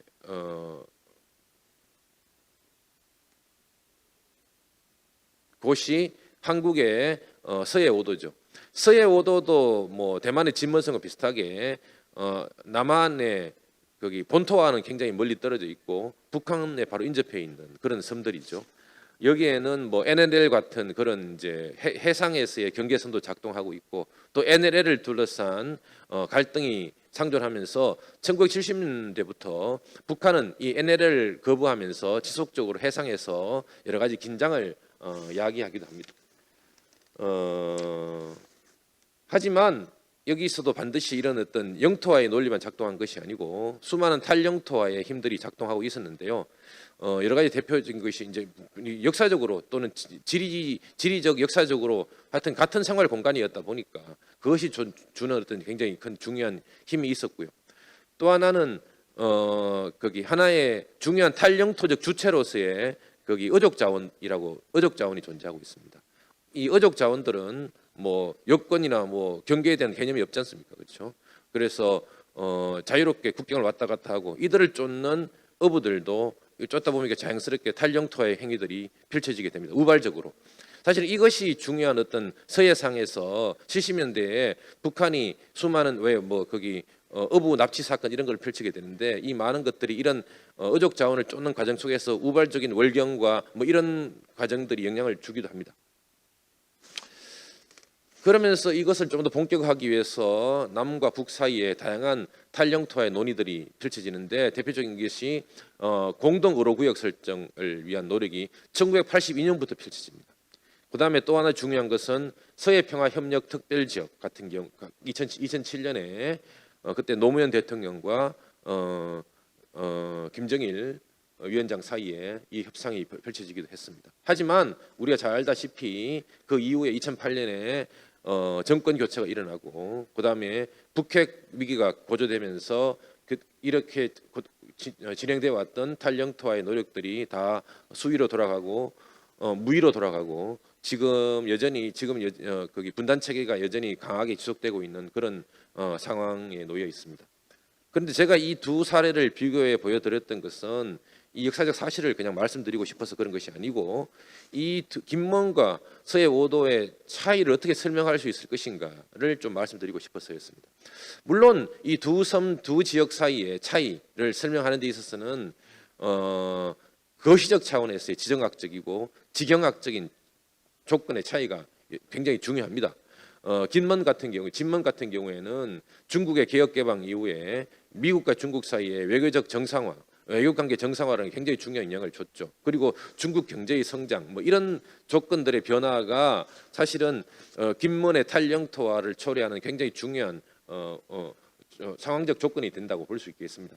반면에 서해 5도 같은 경우에는 여전히 분단 체계가 지속되고 있고 또 여전히 냉전적인 그런 거기 갈등과 긴장이 존속하고 하는 그런 지정학적 상황이다 보니까 탈영토의 힘이 제대로 작동하기 힘들었죠. 하지만 이것만 가지고 이야기하기는 저는 힘들다고 봅니다. 아까 말씀드린 그런 어떤 매크로적인 그런 지정학적인 조건들이라는 것은 뭐 이미 많은 사람들이 이야기를 해왔기 때문에 굳이 제가 여기서 다시 반복할 필요는 없겠고요. 제가 여기서 강조하고 싶은 것은 로컬 컨디션의 차이입니다. 진먼 같은 경우는요, 한때 인구가 10만 이상이 됐었고 지금도 10만 가까이 인구가 큽니다. 서해 5도 같은 경우는 인구가 다 합쳐봐야 서해 5도 섬 다 합쳐봐야 15,000명이 안 됩니다. 인구 사이즈에서 굉장히 큰 차이가 나고 그다음에 지역 경제의 베이스도 굉장히 차이가 납니다. 진먼 같은 경우에는 인구도 많고 그다음에 그와 동시에 진먼의 유명한 고량주, 금문 고량주 같은 게 꽤 이제 성공을 하면서 경제적으로 꽤 많은 부를 축적하고 있죠. 그러다 보니까 중앙 정부에 대한 의존도가 상대적으로 약합니다. 그다음에 또 중요한 것은 진먼은 대만 본섬과 달리 일본의 식민 지배를 겪지 않았습니다. 그러다 보니까 대만 본섬과는 다른 상이한 장소적 정체성 뭐 여러 많은 아이덴티티를 가지고 있죠. 그러다 보니까 아까도 제가 말씀드렸다시피 80년대 후반에 군사적 영토화에 저항하는 지역 차원에서의 저항 운동들도 벌어지기도 했고요. 또 민주화 운동도 벌어졌고 따라서 다양한 어떤 그 이후에도 특히 소삼통이 이루어진 계기는 아까 시진희 교수님도 말씀하셨다시피 거기 진먼과 중국 사이에 지속적으로 이런 수많은 밀무역들이 성행했다는 것이죠. 이것을 더 이상 처벌하기도 힘들고 그 자체를 공식화하자라고 하는 것이 2001년에 있었던 소삼통의 중요한 계기가 되었다라고 볼 수도 있겠습니다. 하지만 서해 5도 같은 경우에는 지금 인구도 별로 크지도 않고 그리고 지역 경제 기반도 굉장히 약하죠. 그러다 보니까 중앙 정부로부터의 재정적 지원에 굉장히 많이 의존하고 있고 그러다 보니까 지역 차원에서의 자율성이라든지 그리고 또 지역 주민들의 어떤 목소리가 굉장히 크게 반영되기 힘들다라는 그런 상황적 조건이 있다고 볼 수 있겠습니다. 사실 서해 5도 저도 여러 번 답사를 가보면 아시겠지만 그 지역 주민들은 서해 5도를 안보적 긴장 갈등의 장소로 바라보는 것을 원하지 않습니다. 계속 더 이상 뭐 서해 5도에서의 군사적 긴장 좀 이야기하지 마라. 그것 때문에 관광객이 안 온다. 뭐 이런 이야기를 우리한테도 자주 이야기하고 그러더라고요. 다시 말해서 접경 지역에 있는 주민들이 자기를 바라보는 관점은 국가적 차원에서 국가의 중심에서 바라보는 관점과 굉장히 다르다는 것이죠. 이런 어떤 주변화된 아이덴티티, 주변화된 퍼스펙티브를 우리가 좀 더 존중해 줄 필요가 있겠다라는 생각이고요. 왜 안 넘어갈까요?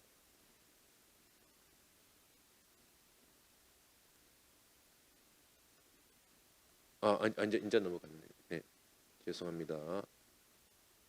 네, 자 이런 논의들을 바탕으로 동아시아 평화 정진에 있어서 지방적 차원의 노력들을 어떻게 이제 할 수 있을까 좀 이야기해 보겠습니다. 여기 이제 보이면 동아시아 접경 도시들을 제가 이제 그 선으로 잘 연결해 봤는데요. 수많은 접경 지역들이 있죠. 한국에서도 뭐 거기 남북 접경 지역에 많은 도시들이 있고 또 제주 뭐 또 있고 오키나와 일본의 오키나와 뭐 또 대만의 진먼 마주 뭐 이런 수많은 접경 지역들이 있는데 이런 접경 지역들은 아까도 말씀드렸다시피 독특한 장소적 특성을 가지고 있죠. 영토 선거 이동 교차하는 공간이기도 하고 또 이 접경 지역들은 냉전 시기 수많은 국가 만들기의 폭력과 이데올로기적 갈등으로 심한 고통을 겪은 장소들입니다. 이런 어떤 접경 지역의 독특한 장소성을 활용하고 그리고 이들 간의 어떤 이들이 공유하고 있는 여러 가지 아픔과 과거의 기억들을 바탕으로 어떤 네트워크를 만들 수 있지 않을까 그런 생각을 해봤습니다. 제가 제안하고 싶은 것은 동아시아 평화도시 네트워크입니다. 이들 접경도시와 지역들을 중심으로 동아시아 평화도시 네트워크를 결성해 보는 건 어떨까라는 상상을 해봤습니다. 이곳에서는 뭐 평화와 지속 가능성을 위한 수많은 지방 간 도시 간 네트워크를 만드는 것이죠. 이걸 통해서. 그래서 여기에는 지방 행위자들이 주도하는 것입니다. 전문가, 학자, 지방 시민 사회 활동가, 지방 정부 관료들, 지방 정치인, 기업인, 지역 주민 등등 이들이 주도하는 어떤 국제적인 네트워크를 만들어 보자는 것이고요. 그리고 이 네트워크는 일종의 에피스테믹 커뮤니티죠. 인지적 공동체를 결성하자는 것입니다. 여기 인지적 공동체 핵심은 왜냐하면 이 지방 행위자들은 실질적 외교 권한 이런 것들이 부재하잖아요. 따라서 이들이 어떤 실질적 합의와 뭐 평화를 위한 협약 체결을 위한 하는 것은 현실적으로 어렵죠. 하지만 이들은 더 중요한 역할을 수행할 수가 있는데 그것이 어떤 인지적 공동체를 구성하는 것입니다. 상호 학습과 지식 공유, 그리고 여러 가지 집단적 이슈 프레이밍, 그다음에 지역의 구체적 경험을 기반으로 평화를 위한 구체적 솔루션의 제시 이런 것들을 이 지역 행위자들이 효과적으로 할 수 있을 것 같고 그래서 이들은 대체 각 지역에서 어떤 것을 상호 학습하고 서로 교류하느냐 관련해서 보게 되면 지역 차원에서 어떤 탈영토적 정치화를 활성화하기 위해서 어떤 노력을 할 수 있을까? 그다음에 또 이들이 논의에서 굳이 직접적으로 평화 안보 이슈를 다룰 필요도 없죠. 사실 사람들이 거주하는 거주지 그리고 마을 도시를 보다 포용적이고 다문화적이며 친환경적으로 만드는 과정 그 자체가 동아시아의 평화와 지속 가능을 증진시키는 실정 행위가 될 수 있기 때문에 이들이 각 지역에서 각 도시 차원에서 어떤 그러한 노력을 하고 있는지를 서로 배우는 과정 이런 과정을 통해서 평화와 지속 가능성 증진을 위한 구체적인 로컬한 실험들과 전략들이 공유 확산되면서 어떤 지방 행위자를 중심으로 특정한 인식과 관점의 공유가 가능하고요. 그리고 이런 것들을 바탕으로 더 큰 국가적 국제적 차원에서 이슈에서도 이들이 영향력을 행사할 수 있지 않을까 이런 생각을 해봤습니다. 그러면 결론으로 들어가서 흔히들 한반도의 탈분단 평화 정진을 위한 다자적 협력이 중요하다고 많이 이야기를 합니다. 특히 이제 뭐 관점에 특히 이제 육자 회담 같은 이야기하면서 다자 협상 테이블의 중요성을 언급하기도 하는데 그런데 저도 이 다자적 관계가 중요하다는 것을 동의하는데 하지만 제가 보기에는 이 다자적 관계는 보다 확장되고 보다 깊이가 깊어져야 된다고 생각합니다. 국가적 차원의 관계로 보면 한계가 있다는 것이죠. 국가 스케일에서 보지 못하는 관점과 경험을 가지고 있는 지방적 행위자들도 다자적 관계를 형성하고 동시에 국가 지역적 차원 행위자들과 다층적 관계와 네트워크 형성함으로써 훨씬 역동적이고 깊이 있는 다자적 관계가 형성 그리고 발달 가능하다라고 생각을 합니다. 그리고 이를 통해서 새로운 도시 외교의 창과 기회가 열릴 수 있고요. 그리고 이런 어떤 새롭게 만들어질 다면적, 다중적, 다층적 관계망과 거버넌스의 구성이 어떻게 보면 한반도의 평화를 앞당기는 데 굉장히 중요한 역할을 할 수 있지 않을까 생각을 해봅니다. 이상입니다. 감사합니다. Okay, thank you so much. 네, 감사합니다. 네, 박 교수님께서 이 국경의 투과성에 대해서 말씀을 주셨습니다. 그리고 동아시아에서의 평화 도시 네트워크를 제안해 주셨는데요. 지역의 이니셔티브가 좀 더 이 국경을 긍정적인 방법으로 투과성을 더 강화시킬 수 있다는 이야기였습니다. 그럼 네, 이제부터는 저희가 Q&A를 하도록 하겠습니다. I believe that we have a wonderful 좋은 질문이 많이 들어온 걸로 알고 있는데요.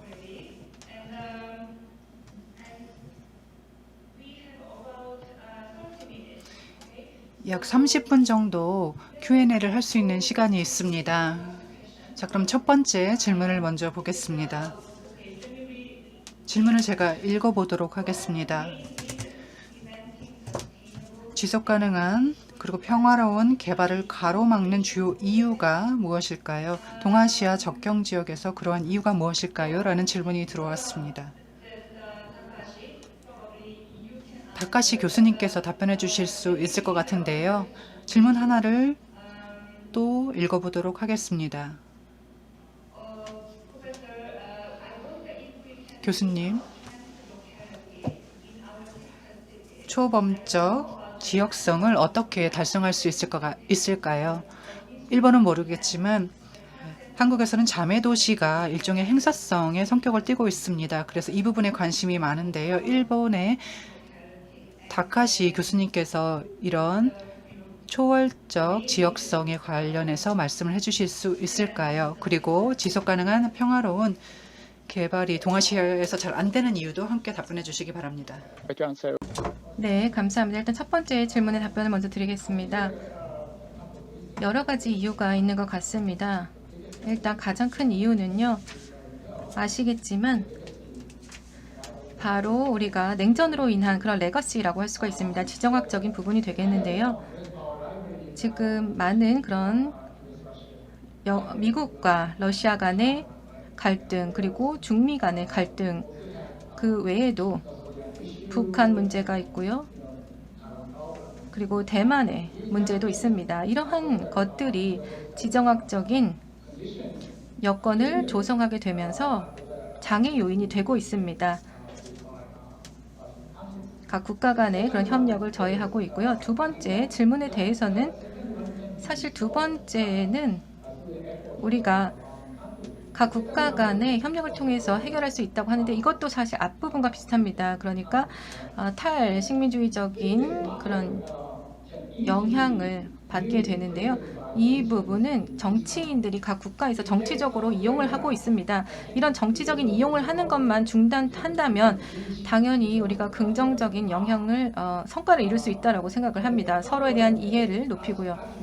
그리고 세 번째는 일단 첫 번째, 두 번째와 관련이 있는데요. 바로 신뢰의 부재라고 할 수가 있겠습니다. 우리는 신뢰를 구축하는 것이 필요합니다.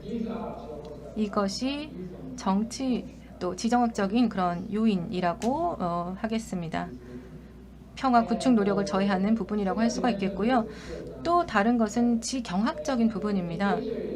동아시아는 지금 굉장히 빠른 경제 성장을 이룬 지역 중에 하나인데요. 그 외에도 굉장히 경쟁적인 그런 경제 구조를 갖고 있어서 서로 경쟁하는 상황입니다. 동시에 우리는 굉장히 긴밀하게 연결이 되어 있습니다. 그래서 이 동아시아의 각국 경제는 서로 분리될 수 없는 그런 불가분의 관계에 있다고 볼 수가 있겠습니다. 서로 굉장히 긴밀하게 연결되어 있어서요.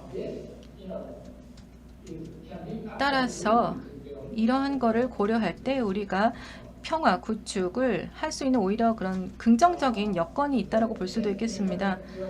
이런 경제적, 그러니까 지경학적, 지정학적 상황 때문에 우리가 문제를 해결해야 되는데요. 상호 협력과 그 신뢰 구축이 필요합니다. 대기 오염이라든가 해양 오염이라든가 기후 변화 문제도 마찬가지고요. 그래서 다자주의적인 체제를 통해서 이런 문제를 해결해야 합니다. RCEP도 그 중에 한 가지 그런 방법이 될 수가 있겠고요. 정치적인 또 경제학적인 문제를 해결할 수 있는 방안이 되겠고요. 그래서 지역적인 패러다임이 좀 바뀌어서 우리가 좀 더 이런 초국가적인 이슈에 관심을 가져야 한다라고 생각합니다. 이것이 중요한 부분입니다. 네, 그래서 그 질문에 대한 답변 드렸습니다. 그리고 다른 또 발제자분들께서 더 추가하실 수가 있겠는데요. 네, 그럼 저는 여기까지 하고 그럼 두 번째로 넘어가겠습니다.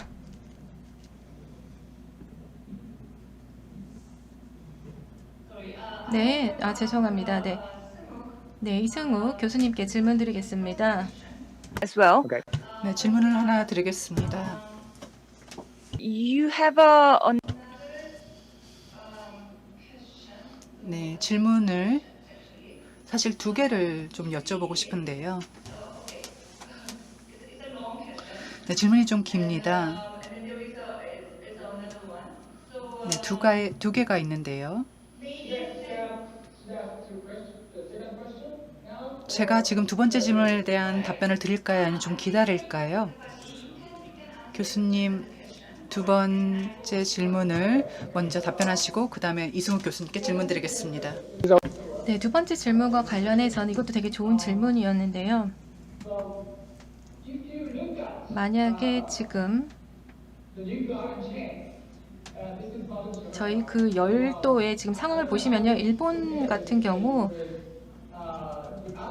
다른 한반도의 사례와 또 어떻게 비교될지는 모르겠습니다만 제가 말씀드리고 싶은 내용은 이것을 문맥화하는 것이 필요하다, 맥락화하는 것이 필요하다라는 겁니다. 한반도의 경우에도 그렇고요. 맥락화하려는 노력이 필요합니다. 이런 이슈에 대해서는요. 일본과 관련해서는 지금 지자체에서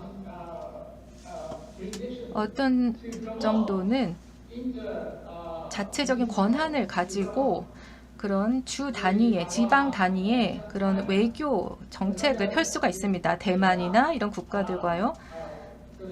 그래서 중앙 정부가 하지 못하는 그런 부분들을, 그러니까 국가 간의 외교로 풀 수 없는 그런 것들을 각각 지자체에서 또 외교적인 노력으로 푸는 것도 있습니다. 지자체는 이렇게 분권화돼서 충분한 분권화가 이루어져서 지역 단위에서의 외교적인 노력이 이루어질 수 있도록 하는 것이 또 효과적이라고 봅니다. 국경 간의 이런 문제를 푸는 데 있어서 일본 같은 경우는 그것이 효과가 있다라고 보고요. 그 외에도 국경을 다양한 측면을 갖는 그런 개체로 보아야 합니다. 다양한 측면을 갖는다라는 것은 아까 말씀드렸던 군도에서도 그렇지만요. 이 정치적인 그리고 어떤 지리적인 거리가 지역 간의 외교 활동에 영향을 주고 있습니다. 그래서 섬의 주민분들 같은 경우는 오히려 이런 국가 간의 노력에 있어서 반대쪽, 그러니까 대만이나 중국으로부터 직접적인 도움을 더 많이 받고 있습니다. 본토보다는요. 지리적인 거리 때문에.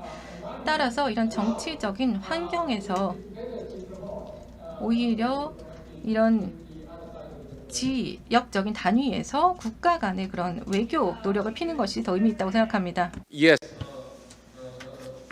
한국말로 하겠습니다. 거기 다카시 교수님의 말씀에 좀 더 보충해서 제가 말씀을 드리려고 하는데, 당연히 현재 차원에서 이루어지고 있는 지방 정부 간의 어떤 국제적인 교류는 굉장히 형식적이죠.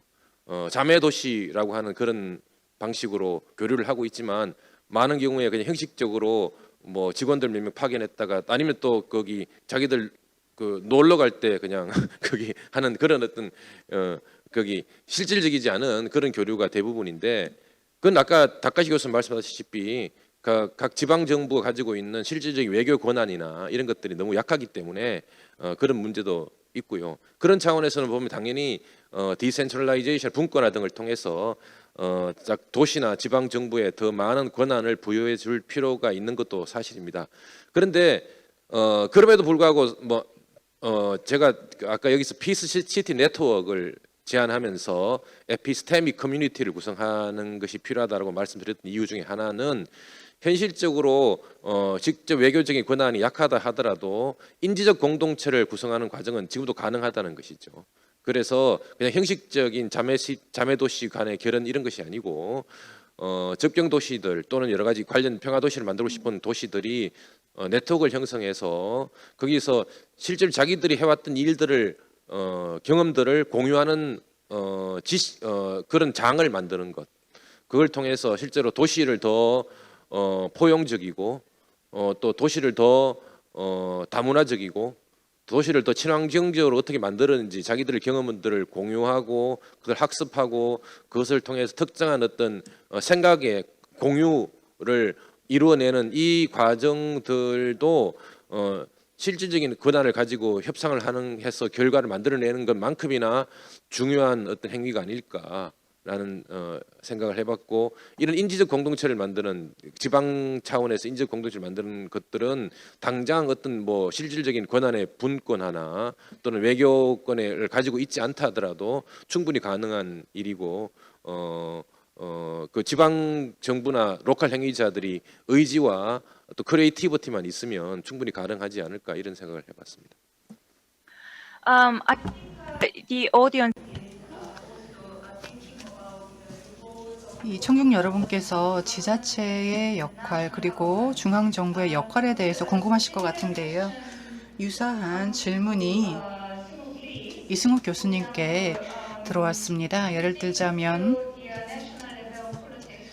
국가 차원의 정책 수립이 주요 요인이라고 생각하시는지 질문이 있었고요. 또 다른 질문은 국경 협력 이니셔티브가 이 대륙에 주로 현 정부의 구성이 그 부분에 중점을 두고 있는 것 같고, 또 중국과 공동의 대응을 해야 되는 것은 아닌가. 특히 어선에 있어서요 관련된 사건들이 있었는데 그것을 중심으로, 즉 해양을 고려할 경우 중국 어선의 경제 진출에 공동 대응하는 데서 출발해 평화 진작의 어젠다를 만들 수 있지 않을까, 이런 질문이 있었습니다. 님의 질문에 답을 드리면 제가 생각할 때 사실은 남북 관계로 보자면 사실은 박배균 교수님께서 말씀하셨던 2007년에 서해 평화 협력 지대라는 아이디어가 사실은 상당히 어떻게 보면 기존의 영역화된 어떻게 영토화된 논리를 뛰어넘은 사실은 상당히 의미 있는 시도였는데, 그것이 결국에는 어떤 기존의 어떤 정치 세력의 영역화된 논리에 의해서 무너진 전 대표적인 케이스라고 생각하거든요. 이제 그런 시도들이 사실 한번 크게 이제 좌초가 되었고, 사실은 앞으로 이제 결국에는 방향을 찾아가자면 지금 오늘 말씀해주신 뭐 다른 선생님들의 어떻게 보면 로컬 차원의 어떤 바텀업의 시도들을 저희가 주목할 필요도 있을 것이고, 뭐 하지만 그와 함께 어떻게 보면 기존에 어떻게 보면 저희가 2007년에 했던 서해평화협력지대라는 아이디어를 좀 새로운 환경에서 새롭게 재조명할 필요도 있지 않을까, 저는 개인적으로 생각을 하고 있습니다. 두 번째로 말씀하신 현명호 선생님께서 말씀하신 부분은 저는 사실 그 내셔널 폴리틱스만 중요하다는 포인트는 아니었습니다. 사실은 여기 계신 모든 선생님들이 동의하시겠지만은 다양한 스케일에서 힘이 작동할 수밖에 없죠. 예를 들어서 동아시아 접경 지역에서는 어떤 냉전 시대 유산이 여전히 강력하게 작동을 하고 있고, 그와 함께 지금 미중 간의 신냉전이라는 질서 또한 어떤 구조적인 조건으로서 사실은 동아시아 접경 지역을 규정하는 되게 중요한 힘으로 작동하고 있고요. 이와 함께 이제 제가 발표에 주목했던 거는 어떤 남북의 접경 지역에서는 어떤 좀 지나치게 과거에 어떻게 보면 군사화된 안보라는 관점에서, 그리고 이제 남북 관계가 변화하면서는 어떤 개발이라는 측면, 개발한 욕망의 측면에서 또 그럼 중앙의 시선, 중앙의 욕망, 중앙의 이해가 너무 지나치게 강조되는 것이 아닌가. 그 속에서 사실 로컬 사람들이 변화해가는 경험과 일상과 감정들이 사실은 제대로 된 주목을 받지 못하고 있기 때문에 좀 그런 부분에서 저희가 조명을 함으로써 사실은 경기, 인천, 강원의 다양한 시군들에서 접경이 동일하지 않고 분명히 다양한 사람들이 다양한 어떤 사회와 문화와 생태를 이루고 있듯이 좀 그런 부분에 대해서 조금 더 면밀하게 살펴봐야 되지 않겠냐는 얘기를 하고 싶고요. 그거와 관련해서 마지막으로 이제 전우용 선생님께서 말씀하신 사실 로컬 사람들의 시각을 바꾸는 것보다도 저희는 어떻게 보면은 그 사람들이 어떻게 생각하고 있고 경험하고 있는지를 조금 더 생각해야 될 때가 아닌가. 그들의 인식의 문제가 아니라 오히려 우리가 접경을 이해하는 여전히 인식들은 너무나 중앙의 시선에 의해서만 사로잡히는 게 아니겠냐는 게 저의 생각은요.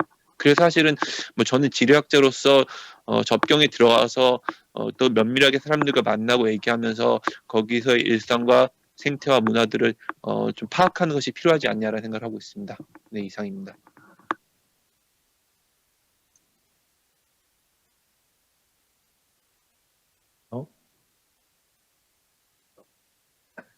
Sorry.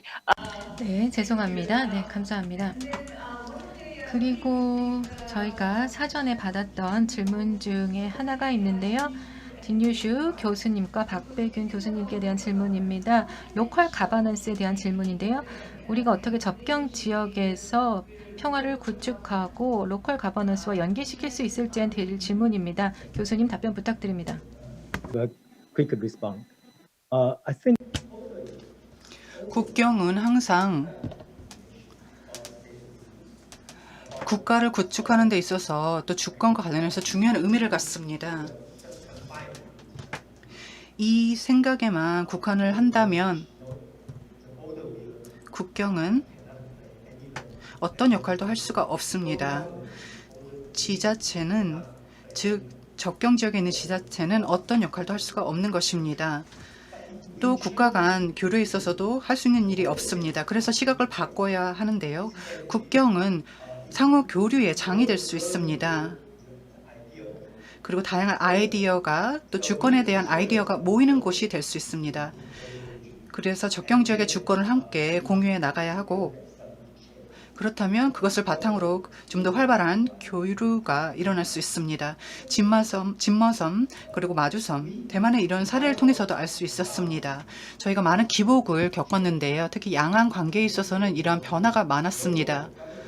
지자체는 자체적인 목소리를 가지고 있었고 그것을 표출하려고 했었고, 특히 양안 관계에 있어서는 자기들만의 주장을 하고 있었습니다. 왜냐하면 양안 관계가 이들이 접경 지역이라는 특징 때문에 이들의 일상생활에 강력한 영향을 미쳤기 때문입니다. 그래서 이 두 섬의 지자체는 양안의 교류에 있어서 지대한 관심이 있었습니다. 네. Especially 네, 같은 질문을 박백윤 교수님께 드리겠습니다.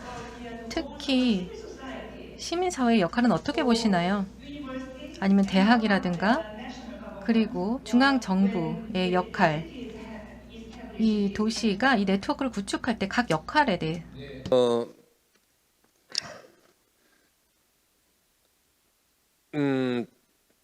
사실 접경 지역 행위자들, 지역 로컬 행위자들의 역할이 더 강조돼야 되고 그들의 목소리에 우리가 좀 더 귀를 기울여야 되는 것은 저는 중요하다고 생각을 합니다.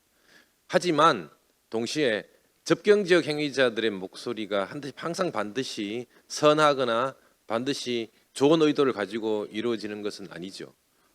실제로 한반도의 그 접경 지역을 보게 되면 많은 경우에 접경 지역의 행위자들의 목소리는 대부분 개발을 하게 해달라는 목소리거든요.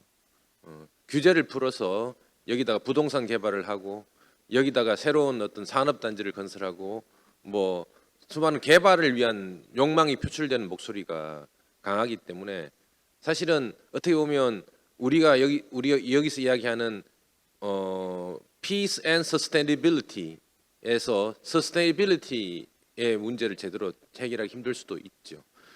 그런 차원에서 보면 훨씬 다양한 로컬 행위자들의 목소리가 들려야 되고요.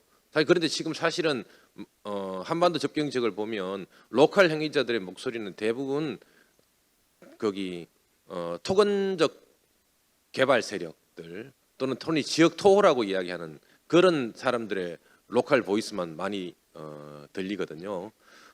그래서 그렇지 않고 훨씬 다양한 로컬 행위자들의 그리고 다양한 이해관계와 그리고 다양한 관점을 가진 좀 열려 접경 지역의 로컬 차원에서의 민주주의가 좀 더 활성화될 필요가 당연히 있다고 생각을 하고 그런 것이 이제 그 접경 지역의 로컬 거버넌스 작동하는 데 있어서 굉장히 중요한 전제 조건이 아닐까라는 생각도 해봅니다.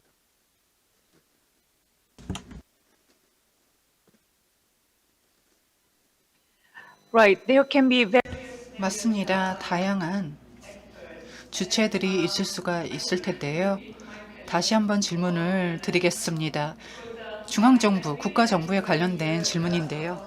the city 네, 왜냐면 이 평화 시티 네트워크라는 아이디어가 저는 참 좋은 것 같아서요. 도시들이 이렇게 네트워크를 동아시아에서 평화 네트워크를 구축하게 되는 경우에 과연 어떤 잠재적인 역할을 중앙정부가 할 수 있을까요? 그냥 보면서 어떤 지원을 해야 할지. 그 국가의 중앙정부의 역할은 전통적으로 발전주의 국가가 됐던 동아시아의 발전주의 국가가 됐던 아니면 서유럽의 복지 국가가 되었던 국가는 항상 규제적 국가이죠. 레귤러터리 스테이트의 성향을 많이 보였습니다. 그런데 저는 그 레귤러터리 스테이트에서 좀 더 이네이블링 스테이트로 전환하는 게 필요하지 않을까 이런 생각을 해봤는데요.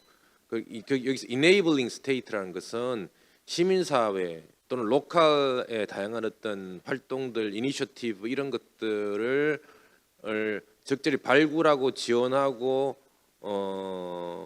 북돋아 주는 것, 그런 역할을 하는 국가로의 전환이 필요하다고 생각되고, 이런 어떤 from regulatory state to enabling state라고 하는 이 변화는 사실 지금 뭐 단순히 접경 지역에서의 그 거버넌스의 변화라는 그런 차원뿐만 아니라 사실은 최근에 코로나 19 이후로 공공성의 재발견이 이루어지면서 복지국가 이후의 국가의 역할은 뭐냐라는 논의에서도 많이 나오는 이야기거든요.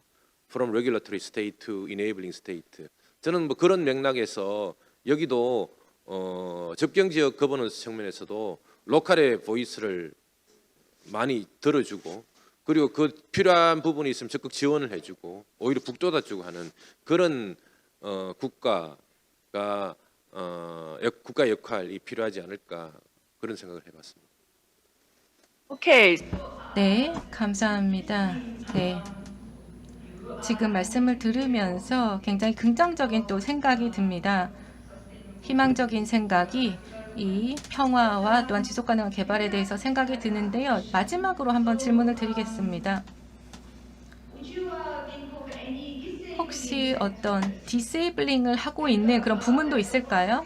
예를 들면 첫 번째 질문했던 것처럼 과연 어떤 것이 장애 요인이 되고 있는지, 평화적인 개발에 이런 발전에 방해가 되고 있는 것이요.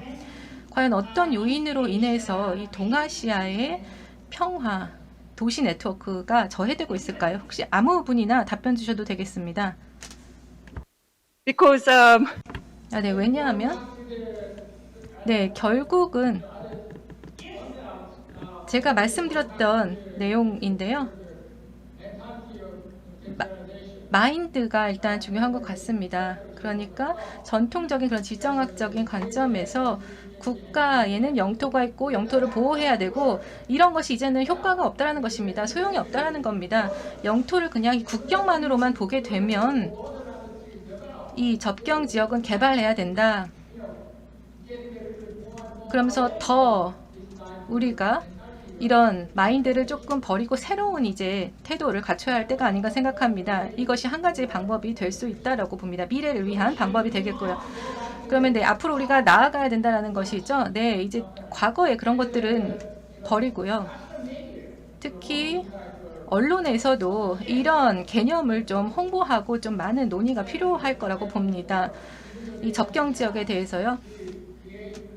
아무리 어떤 지역의 국경을 개발할 수 있는 기회가 있다고 하더라도 그 과정에서 완전히 이걸 폐쇄하고 그냥 영토를 닫고 하는 것이 아니거든요. 그렇기 때문에 굉장히 중요합니다. 물론 우리가 자국을 보호한다는 것도 중요하지만 오픈해서 좀 더 개방적으로 진전시키는 것도 이런 관계에 있어서는 중요한 부분이라고 봅니다.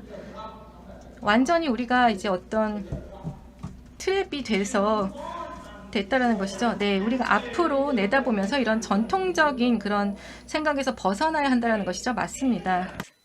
네, 다른 분 또 덧붙여서 하실 말씀 있으실까요?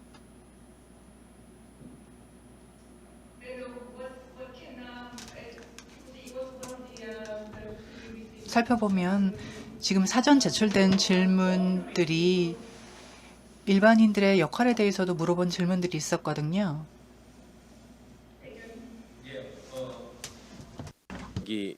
다카시 선생님이 말씀하셨다시피 우리 국제 관계 그리고 또 하나는 평화 이런 이슈를 바라보는 전통적인 관점들이 있는 거죠. 국가를 중심으로 바라보고 국가의 논리 그리고 또 민족이라는 관점 그리고 그것에 기반을 둔 어떤 그 영토적 함정 이런 것들이 거기 뭐 일반인들뿐만 아니라 중요한 정책 결정자들 그리고 중요한 정치적 엘리트들의 멘탈리티를 지금 잡고 있기 때문에 사실은 기본 사고 방식 자체를 지배하고 있기 때문에 거기 뭐 지방 차원에서의 이니셔티브라든지 또는 또 피스시티 네트워크의 결성이라든지 이런 것들을 힘들게 만드는 중요한 요인이 되죠. 그런 어떤 국가주의적인 관점 그리고 영토적 함정들을 넘어서기 위한 다양한 담론적인 노력도 필요할 것이고 또 거기 여러 뭐 다양한 시도들이 필요할 것 같은데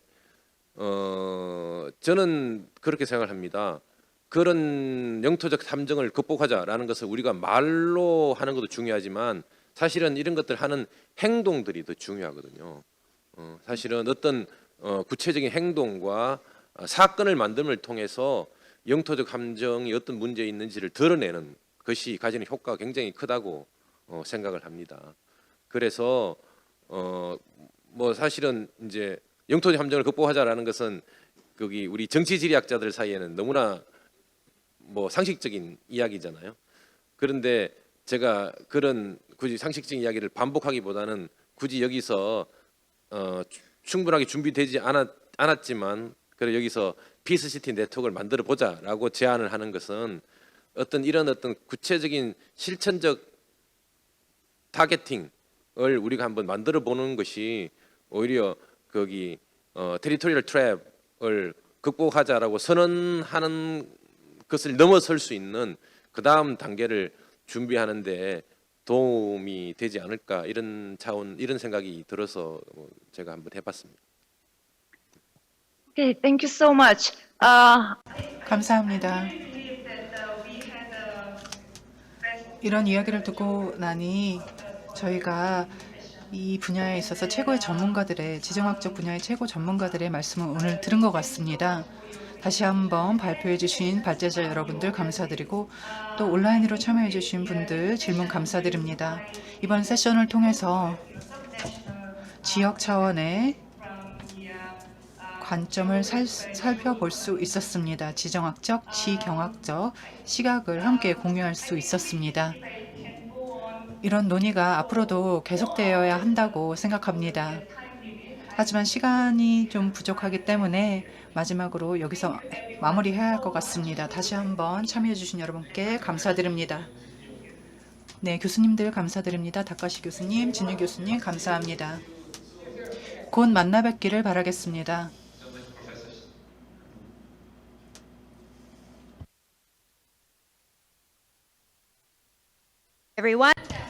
네, 감사합니다. 두 번째 협업 세션을 가졌습니다. 아시아 도시사회센터에서 주관을 해주셨고요. 다시 한번 사회를 맡아주신 신혜란 서울대 교수님을 비롯해 발제자 여러분들께 감사드립니다. 다음으로 7번째 세션을 시작하겠습니다. 마지막 세션인데요. 이번 포럼을 마무리하는 시간이 되겠습니다. 라운드 테이블 형식으로 실시를 하겠고 이번 세션에서는 다양한 정리를 해보겠는데요. 3시에 시작하도록 하겠습니다. 아직 30분이 좀 안 되는 시간이 남아 있는데요. 3시에 마지막 섹션에서 만나 뵙겠습니다. 감사합니다.